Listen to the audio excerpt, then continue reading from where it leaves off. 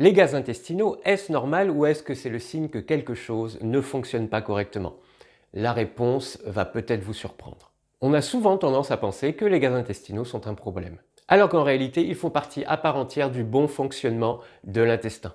Je suis Aurélien, praticien en hydrothérapie du côlon chez Colonature, et pour bien comprendre le phénomène des gaz intestinaux, il faut distinguer deux choses. Et d'abord, les gaz que nous appellerons physiologiques, c'est-à-dire qui ne sont pas produits en trop grande quantité, qui ne sont pas trop odorants et qui, bien sûr, vont être évacués en grande partie dans la nuit et de temps en temps au cours de la journée. Ensuite, il y a les gaz en excès qui vont être produits tout au long de la journée et qui vont donner lieu à des ballonnements, donc des gonflements au niveau de l'abdomen, et aussi à des flatulences qui peuvent être tout à fait incontrôlables tout au long de la journée et qui peuvent être également très malodorantes. Les gaz sont produits naturellement par les bactéries qui sont un pilier du microbiote intestinal, aussi dit flore intestinale.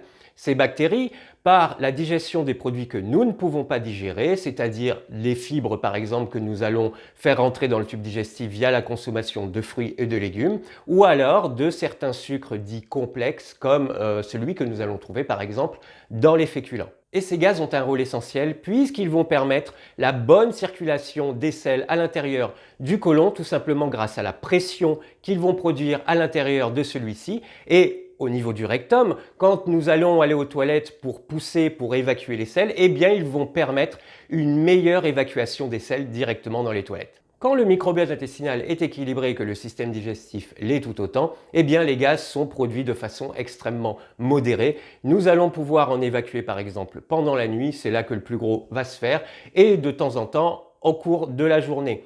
Mais ils ne vont pas donner lieu à des ballonnements, donc des gonflements de l'abdomen, ni à de l'inconfort digestif et encore moins à des flatulences malodorantes.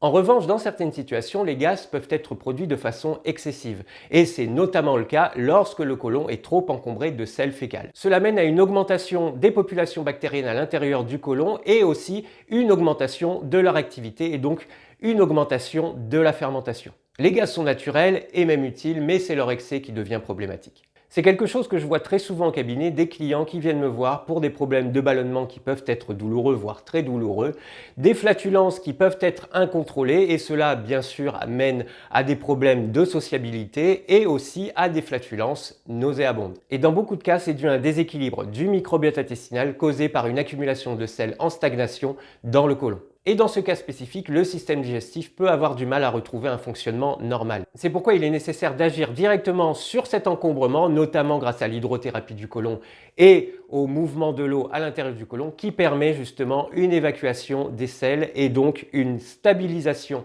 du microbiote intestinal et donc moins d'inconfort puisque moins de gaz. Donc les gaz intestinaux ne sont pas un problème en soi, ils sont même indispensables. Et si vous avez des problèmes de ballonnement ou de flatulence incontrôlée ou nauséabonde, eh bien orientez-vous vers la piste du microbiote intestinal et de l'accumulation de sel au niveau du côlon. Et pour ce faire, vous avez plusieurs possibilités, les lavements à la maison, les purges et idéalement bien sûr l'hydrothérapie du côlon qui va être bien sûr plus efficace et surtout plus confortable. Si ça vous est utile, abonnez-vous, mettez un j'aime et dans les commentaires, dites-moi si vous êtes concerné par ce type de symptômes, ça me permettra d'approfondir dans d'autres vidéos.